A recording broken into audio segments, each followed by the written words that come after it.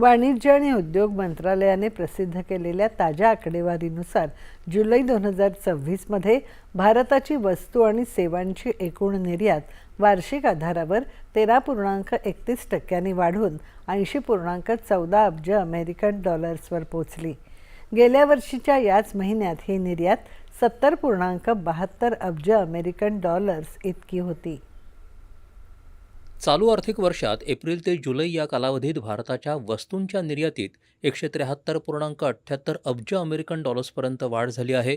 मागील वर्षीच्या याच कालावधीत 148.48 अब्ज अमेरिकन डॉलर्सच्या तुलनेत या निर्यातीत सुमारे 17% दमदार वाढ झाली आहे। ही सकारात्मक कामगिरी निर्यातीतील स्पर्धात्मकता वाढवण्याच्या आणि जागतिक बाजारपेठांमधील आपली उपस्थिती अधिक बळकट करण्याचे भारताचे सातत्यपूर्ण प्रयत्न अधोरेखित करते, असं केंद्रीय वाणिज्य मंत्रालयानं म्हटलं आहे। याच कालावधीत भारताची पेट्रोलियम व्यतिरिक्त उत्पादनांची निर्यात 143.61 अब्ज अमेरिकन डॉलर्सवर पोहोचली। मागील वर्षीच्या याच कालावधीच्या तुलनेत यात 12.79% समाधानकारक वाढ दिसून आली आहे।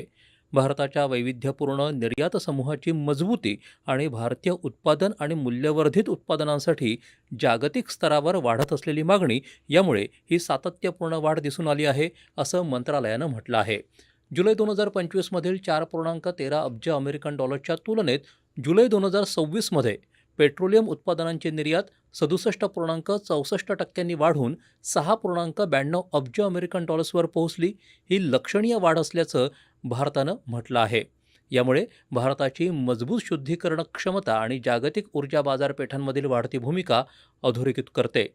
वाढती उत्पादन क्षमता आणि नाविन्यपूर्ण उत्पादनांच्या बळावर इलेक्ट्रॉनिक उत्पादन क्षेत्र भारताच्या निर्यात क्षेत्रात एक महत्त्वपूर्ण योगदान देणारं क्षेत्र म्हणून उदयाला येत आहे। यामुळे जुलै 2026 मध्ये इलेक्ट्रॉनिक वस्तूंची निर्यात 57.40% वाढून 5.92 अब्ज अमेरिकन डॉलर्सवर पोहोचली आहे। जुलै महिन्यात एकूण आयातीमध्येही 15.83% वाढ होऊन ती 95.16 अब्ज अमेरिकन डॉलर्सवर पोहोचली।